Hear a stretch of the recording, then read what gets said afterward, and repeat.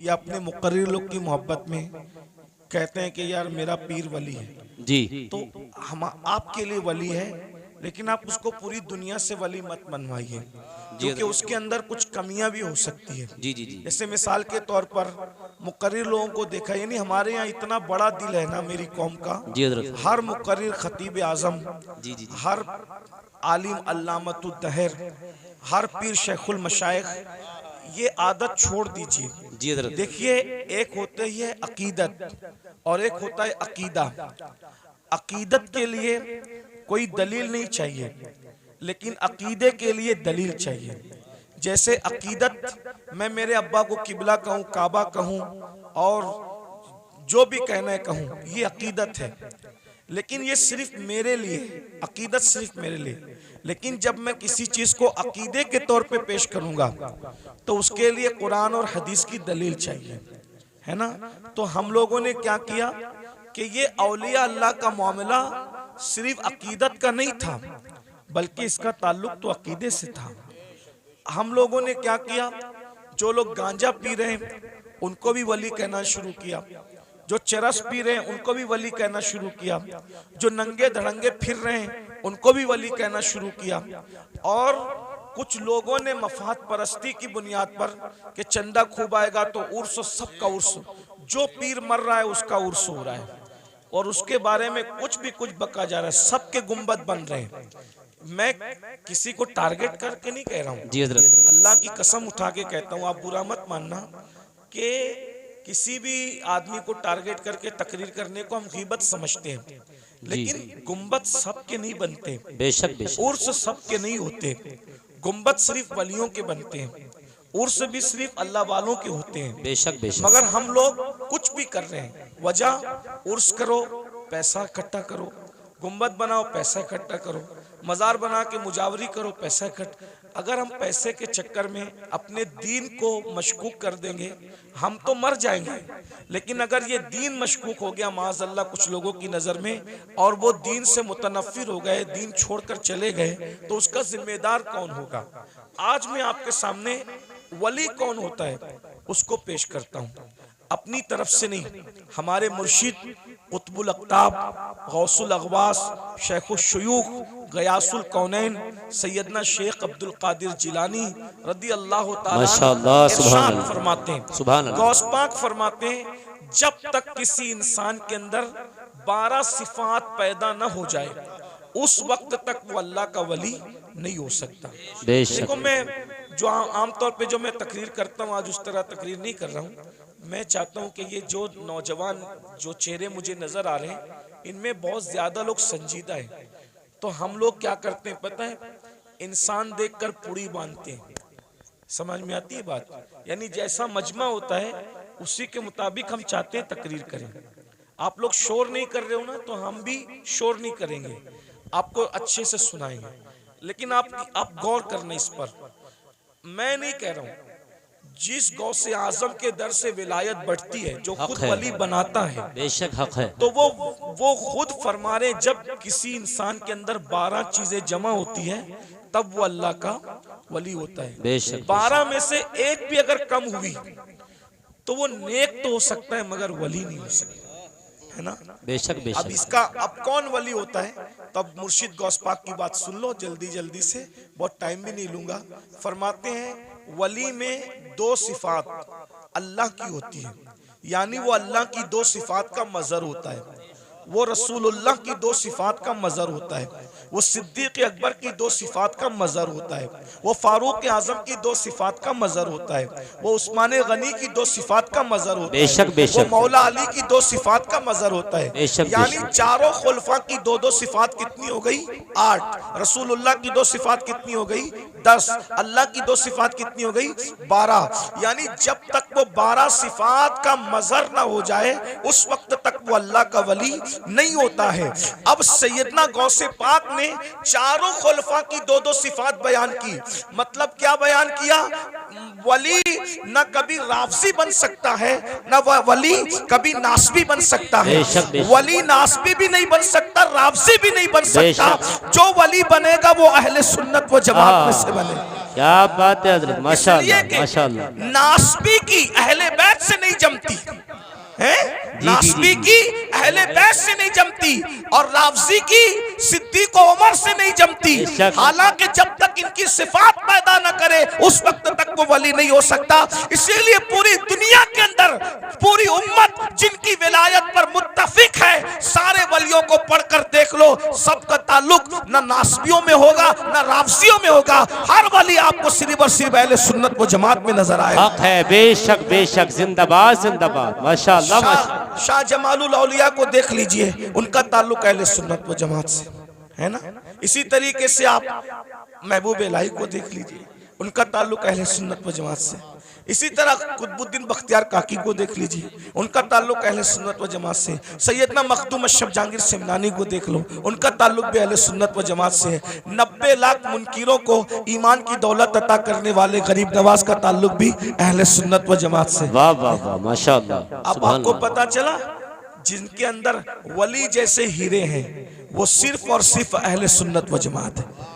वरना मैं नासबियों को भी चैलेंज करता हूं और राफजियों को भी चैलेंज करता हूं, एक वली लाकर बता दो। क्या बात है हजरत, बेशक एक वली बता दो अपनी जमात में जो तुम्हारे अकीदे की तायीद करता हूं, नहीं मिलेगा। सारे वली अहले सुन्नत में मिलेंगे। बेशक अब बेशक। बताओ आपको वो रास्ता चलना है जिसमें कोई वली ही नहीं, या वो रास्ता चलना है जिसमें वली ही वली है? बेशक बेशक, ये फैसला आपको करना है ना। बेशक ये बेशक, फैसला आपको करना है। और राफजियों ने ढूंढ ढांड कर एक वली निकाला था, कहा कि लाल शहबाज कलंदर हमारी जमात के वली हैं। तो लाल शहबाज कलंदर के बारे में हमने पूछा कि लाल शहबाज कलंदर का नाम तो बताओ।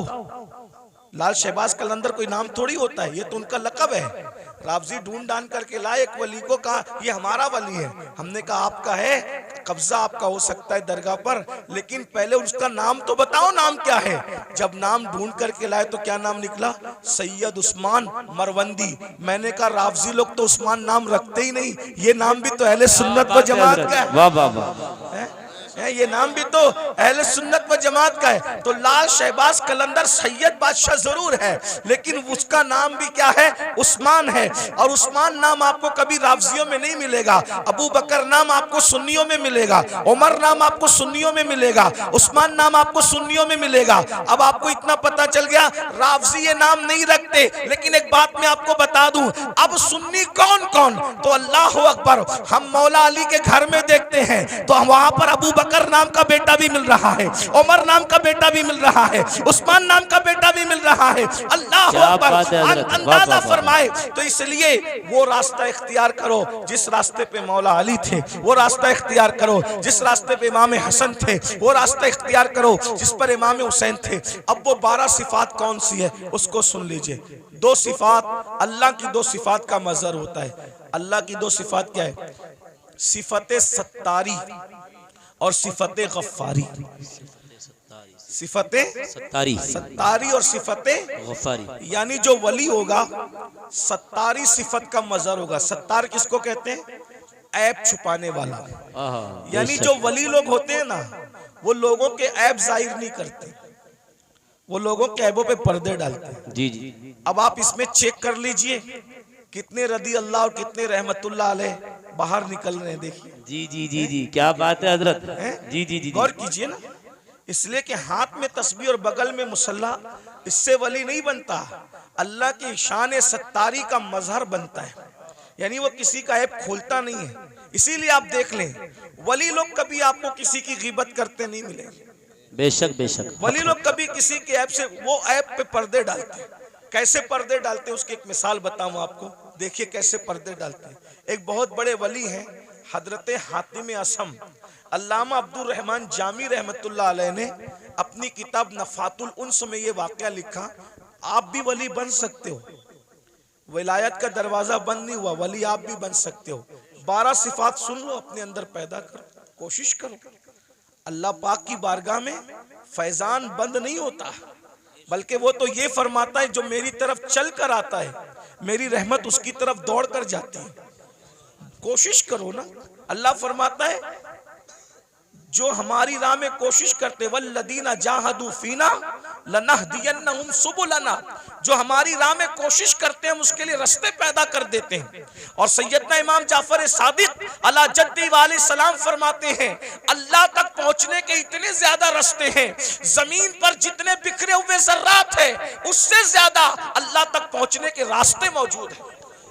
बेशक बेशक, जिंदाबाद। कोशिश करो अल्लाह तक पहुंचने की, कोई मुश्किल नहीं है, बल्कि अल्लाह तक पहुंचना बहुत आसान है। विलायत का निसाब बहुत आसान है। बेशक तो बेशक। हातिम असम के बारे में अल्लामा जामी लिखते हैं, हातिम असम, असम अरबी जबान में बहरे को कहते हैं, बहरा। इन्होंने अपना लकब क्या रखा था? हातिम बहरा। कोई बहरा भी हो उसको बहरा बोलो तो बुरा लगता है कि नहीं लगता? जी जी जी। लेकिन हजरत हातिम बहरे नहीं थे, अपने आप को बहरा कहलवाते थे। वजह, कितनी खूबसूरत वजह, उसको सुनो आपको मजा आएगा। एक बूढ़ी औरत, बुढ़ी, हातिम असम से मसला पूछने आई। उनको उस वक्त तक असम नहीं कहते थे, हातिम कहते थे। तो हजरत हातिम के पास मसला पूछने आई। उसके पेट में कुछ गड़बड़ थी, तकलीफ थी। तो अब तकलीफ की वजह से उसके पेट की जो है वो गैस खारिज हो रही थी। तो उसने सोचा कि इतने बड़े बुजुर्ग हैं, यहाँ ऐसा हो जाए तो अच्छी बात नहीं। इत्तेफाक से उसने बहुत रोकने की कोशिश की, मगर बुढ़ापे में इंसान के आज़ा कमज़ोर हो जाते हैं। बहुत रोकने की कोशिश की मगर रोक नहीं पाई, और हज़रत हातिम असम के सामने उसकी गैस खारिज हो गई। गैस खारिज हो गई तो हवा भी यानी कि आवाज़ भी निकली।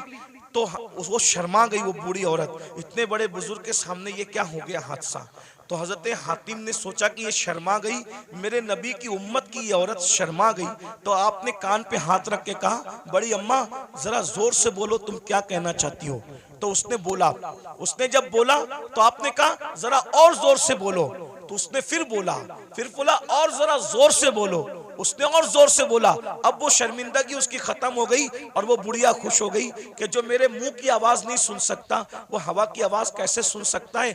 और आप पूरी जिंदगी बहरे बन करके गुजारते थे। लोगों ने पूछा आप बहरे नहीं हो, लेकिन बहरे बन के क्यों जिंदगी गुजार रहे हो। फरमाया मुझे बहरा कहलाना आसान है, लेकिन नबी की उम्मती में से किसी को शर्मिंदा करना मुझे पसंद नहीं है। अकबर, अल्लाह, क्या बात है हज़रत। एक औरत की शर्मिंदगी के खात्मे के लिए पूरी जिंदगी बहरा बन करके गुजार दिया, ये हजरत हातिम असम है। और आज हम लोग नमाज भी पढ़ रहे हैं, रोजा भी रख रहे हैं, तहज्जुद भी पढ़ रहे हैं, लेकिन लोगों के ऐब भी खोल रहे हैं। तो आप ऐब खोल के क्या है, वली नहीं बन सकते, अल्लाह के दोस्त नहीं बन सकते। अगर वली बनना है, लोगों के ऐब पे पर्दे डालना सीखो, शान सत्तारी का मजहर बनो, किसी के ऐब न खोलो। आजकल तो हम जहां बैठते हैं ऐब खोलते हैं।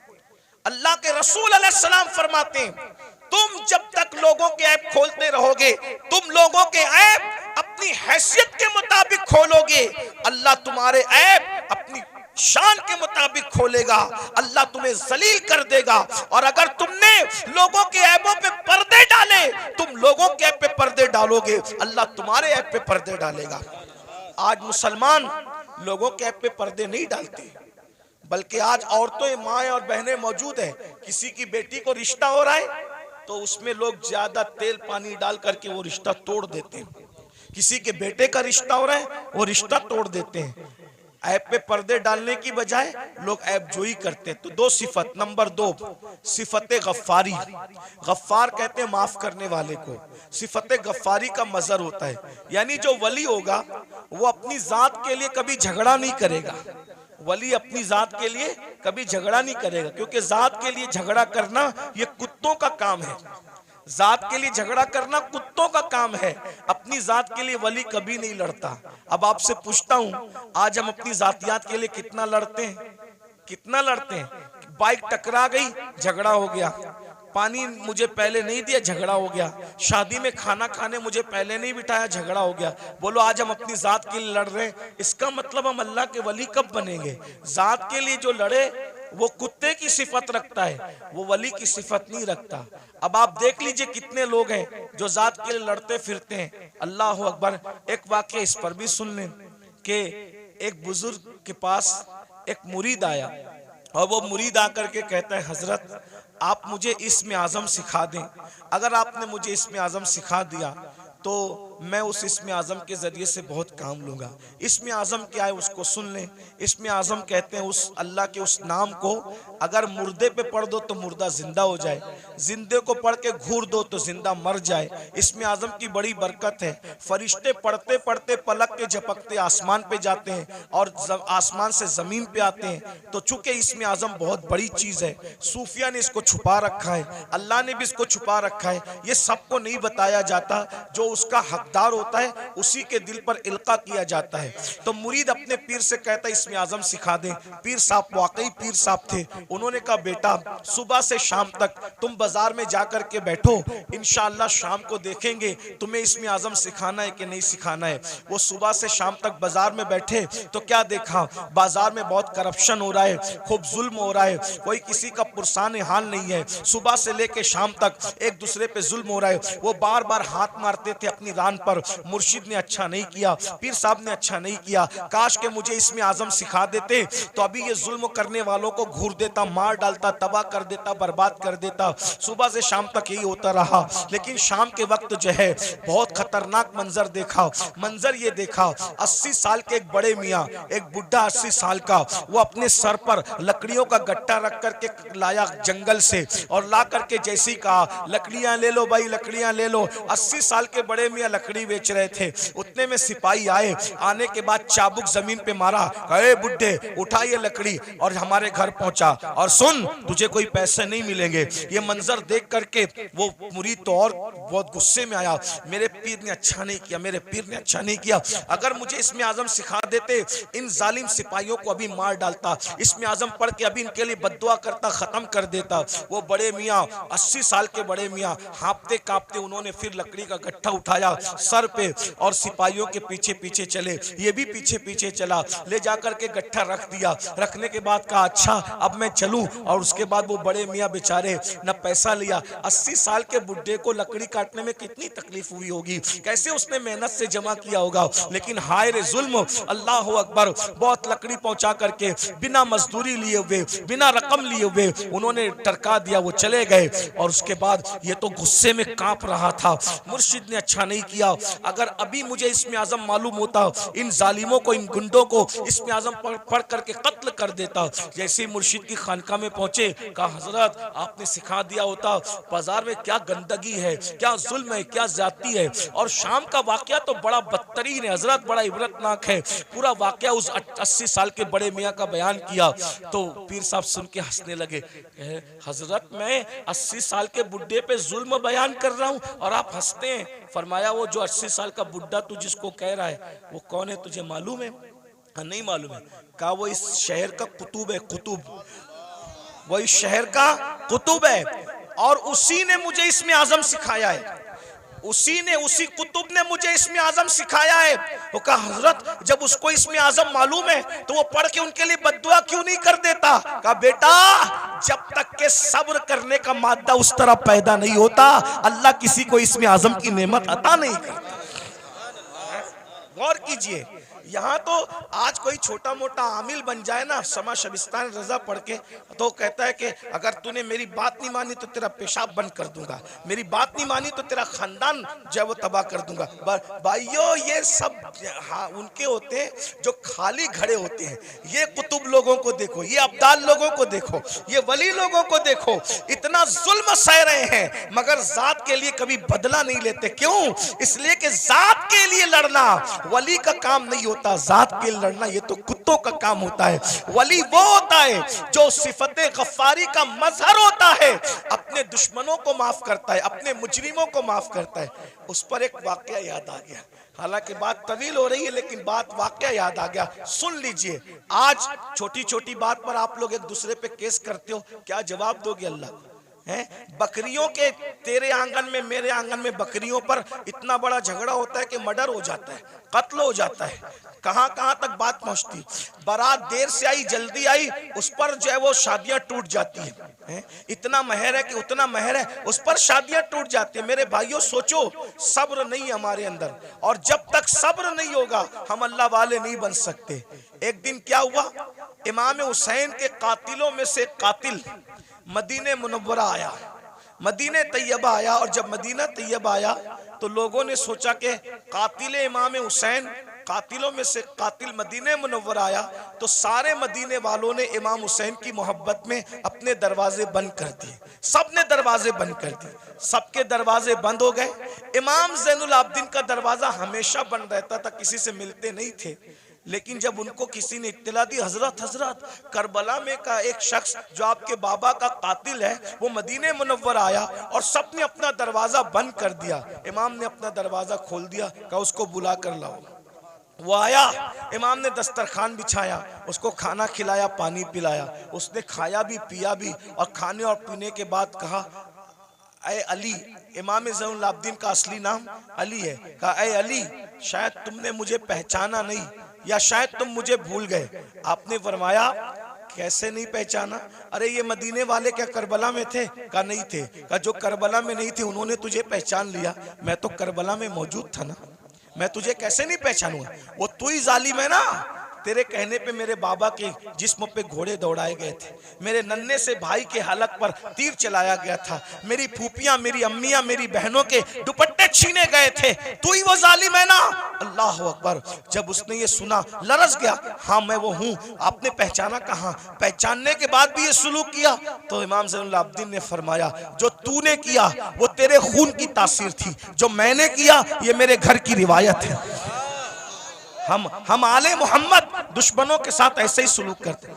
अगर करबला वालों से मोहब्बत है, बताओ बाप के दुश्मन के साथ, बाप के कातिल के साथ इमाम ज़ैनुल आबिदीन ने क्या सुलूक किया, और हम अपने समधियों के साथ क्या सुलूक करते हैं, अपने भाइयों के साथ क्या सुलूक करते हैं, अपने पड़ोसियों के साथ क्या सुलूक करते हैं, अपने रिश्तेदारों के साथ क्या सुलूक करते हैं। भाई एक मुंह किसी को अच्छा नहीं कहते, जबकि अल्लाह के रसूल अलैहिस्सलाम ने फरमाया मुसलमान वो है जिसके हाथ से और उसकी जबान से दूसरे मुसलमान महफूज रहे। आज ना हमारे हाथ से कोई महफूज है, ना हमारी जबान से कोई महफूज है। जब भी जबान खोलते हो तो ऐसे तीर चलाते हो, नश्तर लगाते हो लोगों के दिल पर। याद रखना तलवारों के जख्म तो भर जाते हैं, जबान के जख्म भरा नहीं करते। कैसा कलमा पड़ा है, नबी तो वो मुसलमान बनाने आए थे कि जिसके हाथ से, जिसकी जबान से दूसरे मुसलमान महफूज रहे। ना आज हमारे हाथ से कोई महफूज है, ना हमारी जबान से कोई महफूज है।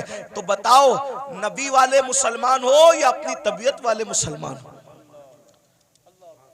बीवी को मां बहन की गाली देकर के उसका दिल दुखाते हो। रसूलुल्लाह तो फरमा रहे मुसलमान वो है जिसकी जबान से किसी को तकलीफ नहीं पहुंचती, जो अपनी शरीक हयात है, जो अपनी लाइफ की पार्टनर को मां बहन की गाली दे, वो मुसलमान कैसा होगा? रसूलुल्लाह फरमा रहे मुसलमान वो है जिसके हाथ और जबान से दूसरा मुसलमान महफूज रहे। जो अपने माँ बाप का दिल दुखाए वो कैसा मुसलमान है? जो अपने पड़ोसी को तंग कर दे वो कैसा मुसलमान है? बस बात इतनी है, तकरीरें बहुत सुन रहे हो भाई, मुकर्रिर लोग भी माशाल्लाह ऐसे हो गए अल्हम्दुलिल्लाह के एक ढूंढो हजार मिलते, और तकरीर सुनने वाले भी हजारों हैं, लेकिन कोई सुधरने तैयार नहीं। और ये भी क़यामत की निशानी में से एक निशानी है। अल्लाह के रसूल अलैहिस्सलाम ने फरमाया लोग दीन सुनने जमा होंगे, दीन पर अमल करने जमा नहीं होंगे। सुनिए, गौर से सुनिए, तवज्जो है। लोग दीन सुनने जमा होंगे, लोग दीन सुनने जमा होंगे, दीन पर अमल करने जमा नहीं होंगे। देख लीजिए,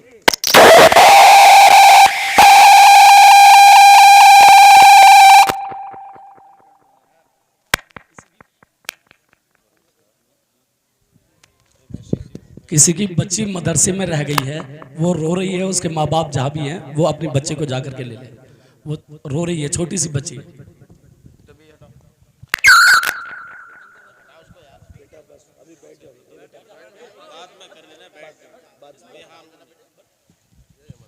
लोग दीन सुनने जमा होंगे, दीन पर अमल करने जमा नहीं होंगे। मैं कोई गुस्से में नहीं, लेकिन आपको एक बात कहता हूं, जरा गौर करना, जरा ध्यान देना। आज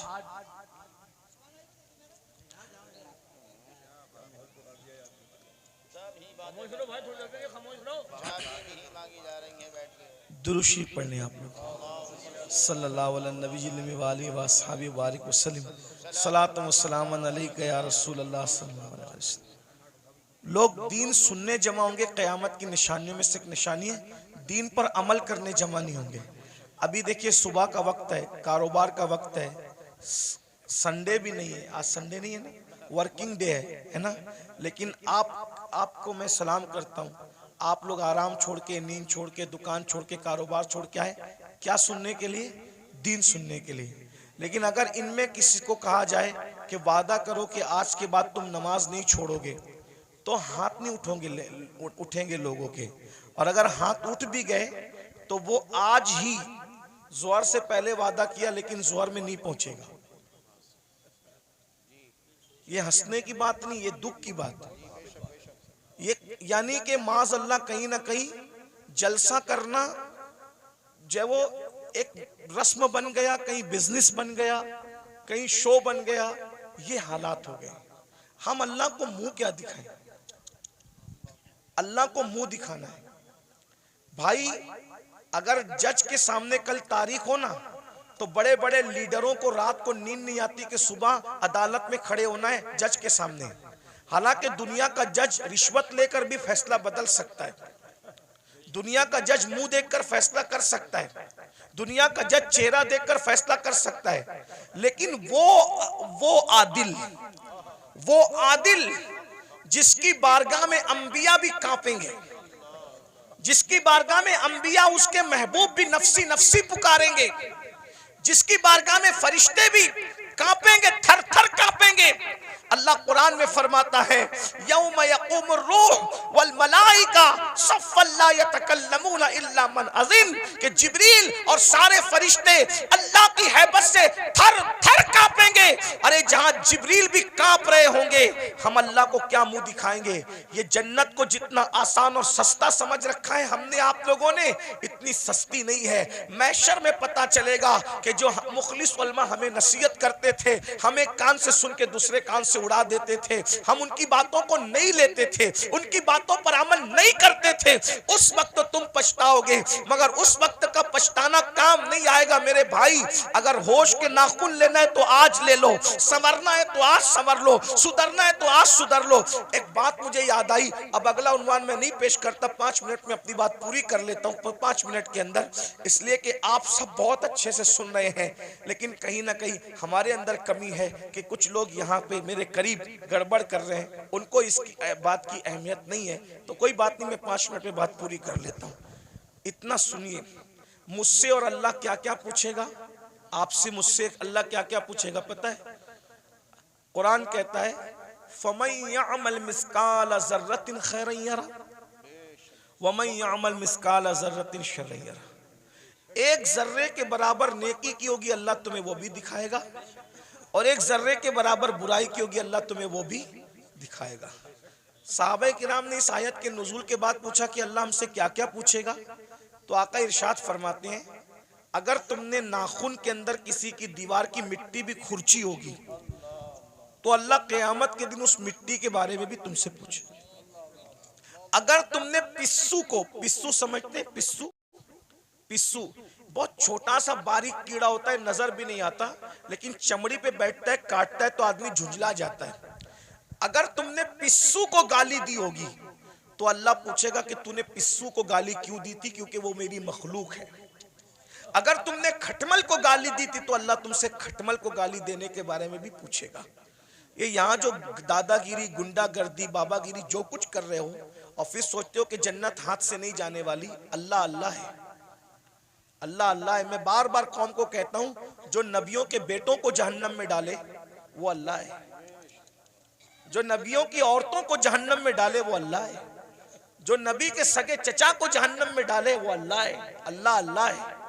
इतना बेपरवाह मत हो जाइए, इतना बेपरवाह मत हो जाइए, इतना बेपरवाह मत हो जाइए। नबी का सगा चचा इब्राहिम खलीलुल्लाह जैसे नबी का सगा चचा आजर बिच्छू की शक्ल में जहन्नम में डाला जाएगा। बताओ बताओ मेरे भाइयों, किस धुन में हो, किस मस्ती में हो, किस गफलत में हो। नूह अलैहिस्सलाम की एक बीवी जहन्नम में डाली जाएगी, नूह की बीवी, उलुल आज़्म पैगंबर की बीवी जहन्नम में डाली जाएगी। ये बहनें क्या समझ रही है कि कलमा पढ़ के जन्नत सिर्फ मिल जाएगी? कुरान कहता है, क्या तुम ये तसव्वुर करते हो कि तुमने कहा कलमा पढ़ा और तुम्हें आजमाया नहीं जाएगा?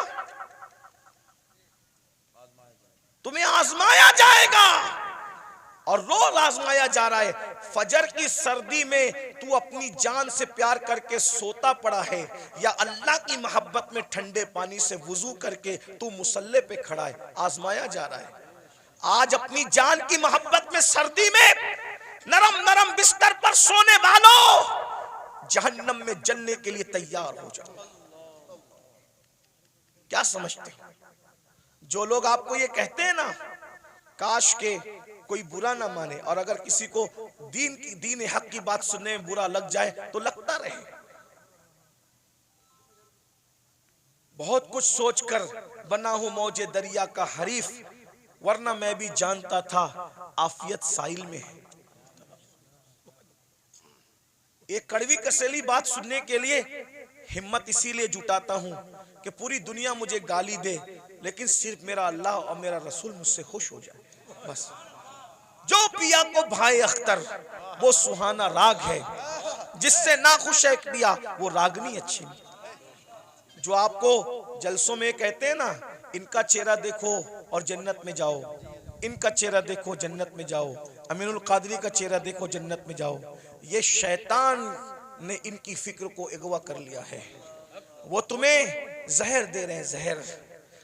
कोरोना का वायरस इतना खतरनाक नहीं है, बदअमली और बदअकीदगी के बाद भी जन्नत का टिकट बांटने का वायरस इतना खतरनाक है। कोरोना किसी को होगा तो वो अकेला मरेगा। ये गंदगी जो आएगी ना, कि बेअमली के बाद भी, जिना के बाद भी, बदकारी के बाद भी, हरामकारी के बाद भी, सिर्फ सलीम मियाँ को देखो जन्नत में जाओ, अमीनुल कादरी को देखो जन्नत में जाओ, और मुफ्ती साहब को देखो जन्नत में जाओ। मेरे भाई, जिनको देख देख करके जन्नत बांट रहे हो, क्या तुम्हारे पास कोई गारंटी है कि ये लोग भी जन्नत में जाएंगे? हैं? बताओ ना। खिलवाड़ न करो। ये कौम बहुत भोली है, ये हमारी बातों पर यकीन करती है, लेकिन मेरी कौम के नाजिमों, मेरी कौम के वाइजों, उलमा नहीं करते। जो वाकई आलिम रब्बानी वो ये काम नहीं करता। उसको पड़ी नहीं एक प्रोग्राम की, कोई बुलाए तो बुलाए, कोई नहीं बुलाए तो बुलाए। जिन्होंने धंधे पानी शुरू कर रखे हैं वो तुम्हारी चापलूसियां करते हैं, और तुम भी नारे लगाते हो इनको देखो जन्नत में जाओ, और फिर उसके बाद आप सिर्फ जब देख करके जन्नत मिलेगी, कोई बेवकूफ है फजर पढ़ने के लिए उठेगा? कोई बेवकूफ है जो चेहरे पे दाढ़ी रखेगा? कोई बेवकूफ है जो मुसल्ले पे रोएगा? अरे तुमने किसको देखा? सलीम मियाँ का नाम इसलिए ले रहा हूं कि ये मेरा भाई है, बुरा नहीं मानेगा मेरा भाई, मैं जानता हूं, अब मेरा हक है। आपने सलीम मियाँ को देखा ना, आपने अमीनुल कादरी को देखा, आपने मुफ्ती साहब को देखा ना।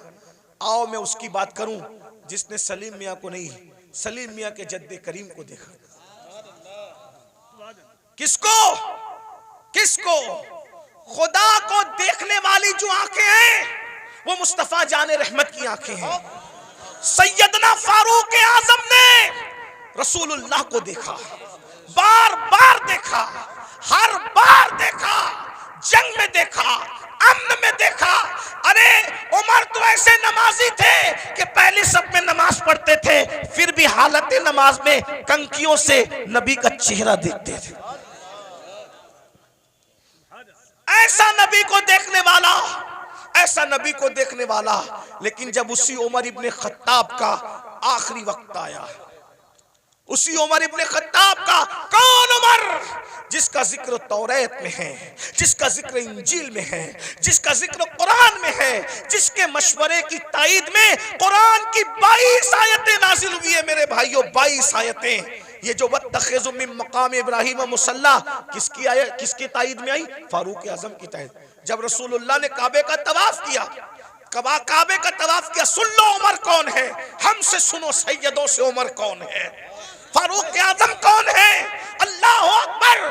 फारूक आजम कौन?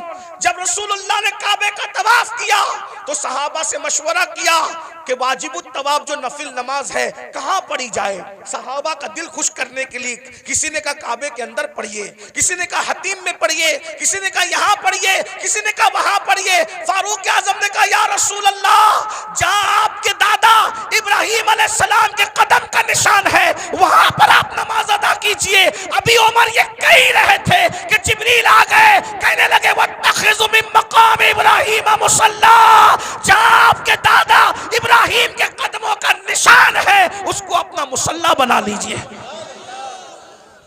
शराब की हुर्मत की बात फारूक आजम के मशवरे की ताईद में, पर्दे की बात फारूक आजम के मशवरे की। और कौन फारूक आजम जिसके बारे में कहा मेरे बाद अगर कोई नबी होता उमर इब्न खत्ताब होता।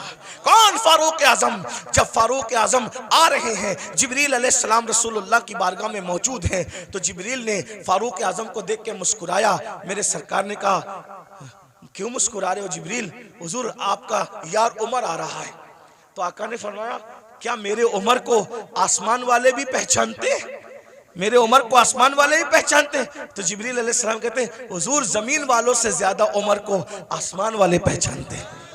और सरकार ने कहा जरा मेरे उमर की शान बयान कर दो जिब्रील। तो जिब्रील ने एक जुमले में शान बयान की, कहते हैं या रसूल अल्लाह, अगर मैं हजरत नूह की उम्र के बराबर यानी 1000 साल की उम्र लेकर के आऊं और उम्र की फजीलत बयान करता रहूं तो 1000 साल खत्म हो जाएंगे मगर उम्र की फजीलत खत्म नहीं हो सकती। इतनी बड़ी हस्ती है ना। रसूलुल्लाह को देखा, रसूलुल्लाह को देखा। अब सुन लो उनका जिंदगी का आखिरी वक्त। फारूक आजम शहीद है, फारूक आजम शहीद हैं। अल्लाह अकबर। और किस हालत में शहीद हैं? हालत नमाज में। आखिरी वक्त आ गया, चारपाई पर फारूक आजम लेटे, पूरा जिस्म खून से लहू लहान है। फारूक आजम लहू लहान है पूरा जिस्म। फारूक आजम अपने बेटों से कहते हैं मेरे बेटो, मेरे बच्चों, तुमने मेरी फर्मा बरदारी की, मैंने जो कहा तुमने मेरी बात मानी, अल्लाह ने मुझे फर्मा बरदार औलाद अता की, आज मेरी फर्मा बरदारी करोगे आखिरी वक्त में? लोगों बच्चों ने कहा जी हुजूर जरूर करेंगे। फरमाया एक काम करो, मुझे चारपाई से उठा के जमीन पे डाल दो। देखो ये फारूक आजम के आखिरी लम्हात है, ये उनकी आजिज़ी है, ये उनकी इनकिसारी है, ये उनका इखलास है। जन्नत का कहाँ ख्वाब देख रहे हो भाइयों? ना वुजू आता है ना गुस्ल आता है। 2 रकअत नमाज जुमा पढ़कर ऐसे भागते हो जैसे स्कूल की छुट्टी होने पे स्कूल के बच्चे भागते हैं। भाइयों जरा सोचो ना, जरा गौर करो ना, जरा गौर तो कीजिए, अपने आप पे रहम कर लीजिए। हम में से कोई अल्लाह के अजाब को बर्दाश्त करने की ताकत नहीं रखता, हम में से कोई जहन्नम का सामना करने की ताकत नहीं रखता। मत अब धोखा दीजिए अपने आप को, मत फरेब कीजिए अपने आप से, अपनी आखिरत को तबाह मत कीजिए। वो मुसलमान बनिए जैसे हुजूर मुसलमान बनाने आए थे। सैयदना फारूक आजम फरमाते हैं मुझे चारपाई से उठाकर जमीन पे डाल दो। जब जमीन पे डाल दिया गया तो फारूक आजम खाक पर अपने चेहरा रगड़ने लगे और रोकर कहते अल्लाह उमर की बख्शिश कर दे। उमर की जिसको रसूलुल्लाह ने जन्नत की बशारत दी उसकी जिंदगी का एंड ये है। उमर की ये उनका खौफ खुदा है, ये उनकी आजिज़ी है, ये उनकी इनकिसारी है। अल्लाह उमर की बख्शिश कर दे, मगफिरत कर दे। रो रहे हैं, मैं उमर क्या जवाब दूंगा तेरी बारगाह में, उमर क्या हिसाब देगा तेरी बारगाह में। इधर का चेहरा रगड़ते हैं, इधर का गाल रगड़ते हैं और अल्लाह की बारगाह में कहते हैं मुझे माफ कर दे, मेरे बुढ़ापे पे रहम कर दे। किसी ने कहा अमीरुल मोमिनीन आप तो वो है ना, आप वो हैं कि आपने इतना फतुहात, इतने फतुहात किए, ये काम किया दीन का, ये काम किया दीन का, ये काम किया दीन का। सर उठा के कहते हैं ओ मनकबत पढ़ने वाले खामोश, ये मनकबत पढ़ने का टाइम नहीं। क्या कहा? ये मनकबत पढ़ने का टाइम नहीं है। और हम तो माइक पर अपनी फजीलत सुन के खुश होते हैं, जबकि वो सही भी नहीं होती, झूठ झूठ होती है, झूठ झूठ होती है। अस्तगफिरुल्लाह। बहुत सारे नाजिम लोग 25,000 20,000 सिर्फ झूठ बोलने का लेते हैं। उस कौम को बर्बादी से कौन रोक सकता है जो कौम झूठ बोलने के लिए 25,000 रुपया देती है? आना सलीम मियाँ की करामत गढ़ के बयान करना 25,000 लो, अमीनुल कादरी करामत बयान करना 25,000 लो, मुफ्ती साहब के बारे में बताना, इन जैसा तो आलिम रब्बानी जो है वो 200 साल में हुआ ही नहीं है, ये सब कहना। अरे सुनने वालों, तारीफ सुनने वालों, अल्लामा शरफुद्दीन यहिया मनीरी कहते हैं दुनिया में जितना बड़ा दावा करेगा कयामत के दिन उतनी बड़ी दलील अल्लाह को पेश करनी पड़ेगी। बताओ मेरे भाइयों कहाँ हो? जलसों का मिजाज बदल दिया तुम लोगों ने, सब चौपट करके रख दिया। दीन जलसों में नहीं होगा तो कहाँ होगा? फारूक आजम की जो मनकबत पढ़ी जा रही थी वो कोई नाजिम नहीं पढ़ रहा था, वो सच्ची मनकबत थी। अरे जिसकी मनकबत कुरान पढ़े उससे बड़ा वली कौन हो सकता है? अल्लाह अकबर। लेकिन फारूक आजम ने रोक दिया, फरमाया ओ मनकबत पढ़ने वाले, ये मनकबत पढ़ने का टाइम, चुप रहे, खामोश रहे, और मैं जो कर रहा हूं मुझे करने दे। और फिर सर उठाकर लोगों से कहा, लोगों तुम मेरी मनकबतें पढ़ते हो, सुनो। उमर तो बस इतनी तमन्ना रखता है अल्लाह की बारगाह में, अल्लाह ना मुझे कोई सवाब दे, जुमले सुनो फारूक, अल्लाह ना मुझे कोई सवाब दे, ना कोई मर्तबा दे, ना कोई मकाम दे, और ना मुझे अजाब दे, ना जहन्नम में डाले, वो मुझे बराबर सराबर ऐसे ही छोड़ दे, तो उमर समझेगा कि उमर कामयाब हो गया। ये फारूक आजम की आजिज़ी है। और हम कहाँ है, किधर है? भाइयों तौबा करो, रमजान शरीफ करीब आ रहा है, इरादा करो एक भी रोजा नहीं छोड़ूंगा, सारे रोजे रखूंगा, इरादा करो तरावी नहीं छोड़ूंगा, पूरी तरावी जमात के साथ पढ़ूंगा, नमाज पाबंदी से पढ़ूंगा। अभी से तौबा करो, माहौल बनाओ, जहन बनाओ। और अगर आप दीन के करीब नहीं आए भाई, ऐसे ही आप आवारा गर्दी करते रहे, हराम लुकमा खाते रहे, गुनाह करते रहे, फिल्में देखते रहे, किसी का कुछ नहीं बिगड़ेगा। आप अपनी आखिरत को बर्बाद करोगे, तबाह करोगे। जब अल्लाह नबी की बीवी को उठा के जहन्नम में डाल सकते हैं, नूह अलैहिस्सलाम की बीवी की शक्ल में, अगर वो हमें जहन्नम में डालेगा, कौन बचाएगा, कौन रोकेगा? बताइए ना। नूह अलैहिस्सलाम अपनी बीवी को बचाएंगे? बोलो नहीं बचाएंगे, बीवी को नहीं बचाएंगे। क्यों?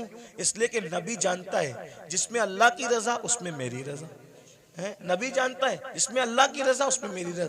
इब्राहिम अलैहिस्सलाम अपने चचा को बचाएंगे? नहीं बचाएंगे, जिसमें अल्लाह की रजा उसमें मेरी रजा। गौर कीजिए, ये नहीं कह रहा हूं कि नबी बचा नहीं सकता, नबी जिसको चाहे बचा सकता है, लेकिन हम अल्लाह का जितना अदब करते हैं उससे ज्यादा अदब अल्लाह का अंबिया करते हैं। मौला जो तेरी रजा वो हमारी रजा। ये कुफ्र पर मरे हम इनको नहीं बचाएंगे, तूने मना कर दिया हम नहीं बचाएंगे। हाँ, अगर तूने इजाजत दी तो जिनको हम पहचानते भी नहीं है हम उसको बचा लेंगे, उनको बचा ले। नबी साहिब इख्तियार होता है, मजबूर नहीं होता। लेकिन नबी की अल्लाह से मोहब्बत और अल्लाह की बारगाह का अदब यह है कि कोई नबी अल्लाह का कहना नहीं तोड़ेगा। एक आखिरी बात आई, मैं वो बात कहने चला था, फिर बीच में बात आ गई। हम अल्लाह को क्या जवाब दें? लोग जिना कर रहे हैं, ये नौजवान छोकरे आज के 16-16, 17-17 साल की उम्र में जिना करते हैं, लड़के लड़कों के साथ बदकारियां करते हैं, क्या क्या जुर्म करते हैं, बुराइयां करते हैं। अल्लाह को क्या जवाब दोगे? अल्लाह के सामने बोल पाओगे कि हम जिना करके आए? बोलो, अल्लाह के सामने बोल के आओगे हम औरतों के पाप की नजर डाल के? अल्लाह के सामने बोल पाओगे कि हम बदकारी करके? बताओ, कुछ बोल पाओगे? नहीं बोल पाओगे। भाई हम जब अपने पीर के सामने नहीं बोल सकते तो अल्लाह के सामने क्या जवाब दें? मेरे इमाम कहते हैं, करीम अपने करम का सदका, लई में बेकद्र को न शर्मा, तू और रजा से हिसाब लेना, रजा भी कोई हिसाब। और कहते हैं, सदका प्यारे की हया का, न ले मुझसे हिसाब, बख्श बे पूछे लजाए को लजाना क्या है। बहुत कठिन मंजिल है। हदीस पाक में आता है, अल्लामा इब्ने कसीर ने इस हदीस को लिखा है कि अल्लाह ईसा अलैहिस्सलाम को अपनी अदालत में खड़ा करेगा। किसको? किसको? पहचानते हो ईसा अलैहिस्सलाम को? हमारे नबी से पहले जो नबी आए वो कौन थे? ईसा अलैहिस्सलाम। और ईसा अलैहिस्सलाम कौन है आपको पता है? ये कंवारी मरियम, जिसको किसी मर्द ने हाथ भी नहीं लगाया, अल्लाह ने बिन बाप का कंवारी बतुल मरियम से ईसा अलैहिस्सलाम को पैदा किया। सुभान अल्लाह। अल्लाह ने इनको झूले में बोलने की ताकत अता की। ये कलेमतुल्लाह है, रूहुल्लाह है। इनको जब सूली देने की साजिश की गई तो अल्लाह ने इनको आसमानों पे उठा लिया। अब ध्यान देना, जब ये आसमानों पे उठा लिए गए तो इनके मानने वालों ने इनको कहा कि ईसा खुदा का बेटा था और मरियम खुदा की बीवी थी। माज़अल्लाह, अल्लाह का कोई बेटा नहीं है, अल्लाह की कोई बीवी। लेकिन उनके मानने वालों ने ये गंदगी फैला दी। तो अल्लाह उन मानने वालों ने जो गंदगी फैलाई ना, उस गंदगी के खात्मे के लिए, यानी अल्लाह हजरत ईसा से हिसाब लेने के लिए नहीं, तवज्जो, अल्लाह जानता है कि ईसा पाक है, मासूम है, उन्होंने कोई कसूर नहीं किया, लेकिन मैदान महशर में ईसाइयों को, क्रिश्चियन को रुस्वा करने के लिए, ईसाइयों को रुस्वा करने के लिए अल्लाह हजरत ईसा को अपनी अदालत में खड़ा करेगा। और अपनी अदालत में खड़ा करके अल्लाह पूछेगा कि ऐ ईसा, क्या तुमने इन ईसाइयों को, अपने मानने वालों को यह कहा था कि तुम अल्लाह के बेटे और तुम्हारी माँ अल्लाह की बीवी है? तुमने ये बात कही थी? एक अल्लाह कौन सा सवाल करेगा? एक। हालांकि वो खुद बयान कर चुका कुरान में कि ईसा ने ऐसी कोई बात अलैहिस्सलाम नहीं कही, बयान हो गया सब। लेकिन वहां ईसाइयों को रुस्वा करने के लिए और शान ईसा को बताने के लिए कि ईसा अलैहिस्सलाम का दामन इस गंदगी से पाक है, अल्लाह पूछेगा तुमने ये बात कही थी ईसा? एक सवाल, अल्लाह सिर्फ एक सवाल करेगा ईसा जैसे पैगंबर से, उस मासूम से। तो मेरे आका की हदीस है, इसी एक सवाल पर ईसा अल्लाह से इतना डर जाएंगे कि उनके हर बाल से खून की फुहार निकलेगी। हर बाल से खून की फुहार। अल्लाह ने मुझसे सवाल कर लिया, मैं जवाब क्या दूं? अब बताएं, जब मासूम से अल्लाह सवाल करे तो उनके बाल बाल से खून की फुहार निकलेगी। पूरी जिंदगी हमने नमाज नहीं पढ़ी, अल्लाह पूछेगा तूने नमाज क्यों नहीं पढ़ी थी? क्या जवाब होगा? हैं? क्या जवाब? रात के 3-3 बजे तक गंदी फिल्में देखते थे, क्या जवाब होगा? दोस्ती लड़कों से इसलिए करते थे कि उनके साथ बदकारी करें, हैं? कौमे लूत का अमल करें। आका फरमाते हैं जे कौमे लूत का अमल करने वाले लोग जिस बस्ती में रहते हैं, बस्ती वालों को मालूम है, मना नहीं करते, अल्लाह उस बस्ती पर एक दिन में 36 मरतबा लानत नाजिल करता है। कौमे लूत का अमल करने वाला कहीं भी मरेगा, वो अपनी कब्र में नहीं रह सकता, फरिश्ते उसको उठा के ले जाके वहां फेंक देते जहां कौमे लूत पे अजाब आया था। भाइयों, अपनी आखिरत ये दुनिया है। एक गालिब ने इसीलिए कहा था, डुबाया मुझको होने ने, न मैं होता तो क्या होता। सारा तो होने का झगड़ा है, इसलिए अब दुनिया में आ गए हो, सुधरो, तौबा करो, अल्लाह से डरो, अल्लाह के कानून के मुताबिक जिंदगी गुजारो। अल्लाह हम सबको तौफीक अता फरमाए। और आप सबको ये बात देखो, किसी भी जलसे में जाओ, चाहे मैं आऊं, चाहे कोई भी आलिम आए, कोई पीर आए, ये जो आप लोगों के अंदर ये आदत पड़ गई ना सेल्फी की, ऐसे धक्का दे करके कहते हो फोन करो, अदब कहाँ गया? मेरा अदब मत करो, मैं तो कोई काबिल ही नहीं, मेरी अपनी बात नहीं कर रहा, लेकिन जो अल्लाह वालों को ऐसे कोनी मार करके ऐसे सेल्फी ले रहे हो, इस सेल्फी से क्या होगा? पहले के लोग, इन बूढ़ों से पूछो, अल्लाह वालों से मिलते थे तो दुआ कराते थे, दुआ करा। क्यों? हजारों साल की मेहनत जहां नहीं पहुंचाती, वहां अल्लाह वालों की दुआ पहुंचाती। और आप लोग दुआ नहीं लेते। ये शैतान का दाव है आप लोगों पे कि दुआ से रोकने के लिए तुमको सेल्फी में मुब्तला कर दिया। और आप लोग सेल्फी, मोबाइल, हर जगह मोबाइल, हर जगह मोबाइल, सेल्फियां ले। क्या करोगे सेल्फी लेके? क्या फायदा है सेल्फी लेने का? मैं अभी हराम और नाजायज की बहस में नहीं पढ़ रहा हूं, लेकिन इतना कहता हूं, फायदा क्या? बताइए, क्या कर रहे हो? अल्लाह वालों का अदब करो, अदब सीखो। इनकी अदब की नजर पड़ेगी। वो एक गुलाम था जिसका नाम शमसुद्दीन था। शमसुद्दीन नाम का एक गुलाम था, लड़का था, बगदाद में गुलामी करता था बादशाह की। बादशाह ने कहा कि जा और जा करके फुला काम कर। तो उसने बादशाह से कहा, आपका अरबी घोड़ा मुझे दे दो तो मैं काम जल्दी से निपटा के आ जाऊं। तो जैसे ही अरबी घोड़े पे चला तो देखा एक चबूतरे पे, ओटे पे 3 वली बैठे। एक वली का नाम है हमारे मुर्शिद शेखुश्शयूख शेख शहाबुद्दीन उमर सोहरवर्दी। एक वली है शेख नजमुद्दीन कुबरा। एक वली है हमारे मुर्शिद कुतुबुल अक्ताब सैयदी कुतुबुद्दीन बख्तियार काकी। तीनों बैठे। वो लड़का था शमसुद्दीन नाम का। देखा वली लोग नीचे बैठे, मैं ऊपर घोड़े पे, फौरन नीचे उतर गया, जूते हाथ में लिया। जितनी देर तक वो वली लोग नजर आए, घोड़े पे नहीं बैठा, उनके अदब में झुक के सलाम किया, आगे बढ़ा। सरकार कुतुबुद्दीन बख्तियार काकी की जबान से दुआ निकल गई, वो देखो दिल्ली का बादशाह जा रहा है। क्या कहा? वो देखो दिल्ली का बादशाह जा रहा है। किसी ने लुकमा दी, हजरत वो दिल्ली का बादशाह नहीं, वो मैं पहचानता हूं, वो लड़का है शमसुद्दीन बादशाह का गुलाम है। कहा जो हमारा अदब करे और वो हमारी जबान से निकल जाए दुआ, फिर अल्लाह उसको रद्द करे, ऐसा नहीं होता। हमने कह दिया दिल्ली का बादशाह, तो जब तक ये मरेगा नहीं तब तक दिल्ली का बादशाह बनेगा नहीं है। उस वक्त तक मौत नहीं आएगी जब तक दिल्ली का। और दुनिया ने देखा ख्वाजा कुतुब की जबान से दुआ निकली, अल्लाह ने कैसे पूरी किया। वो गुलाम से आजाद हुआ और दिल्ली का बादशाह बना। उसी बादशाह को दुनिया सैयदी शमसुद्दीन अल्तमश के नाम से जानती है। दुआ लो, दुआ लो। ये जो हंगामा का माहौल रहता है, इधर धक्का दे उधर धक्का दे, ऐसा मत करो। हमें कोई बुरा नहीं लगता, हम आपस में डिस्कस करते हैं, तुम लोग जो करते हो मोहब्बत में करते हो, लेकिन हमारी मोहब्बत में आप मजमे को धक्का देते हो। जहाँ 40 मोमिन जमा होते हैं, उसमें एक अल्लाह का वली होता है। मुझ गुनहगार से मिलने के लिए आप किसी वली को धक्का दे दोगे तो अल्लाह तुमसे भी नाराज हो जाएगा और मुझसे भी नाराज हो सकता है। इसलिए भाई अगर हजर अस्वद चूमने की बात हो तो धक्का दे के हजर अस्वद नहीं चूम सकते, तो धक्का दे के किसी से मुसाफा कैसे कर सकते हैं? ये सब आपको सीखना होगा, डिसिप्लिन। कल रात भी ऐसा हुआ और होता ही रहता है।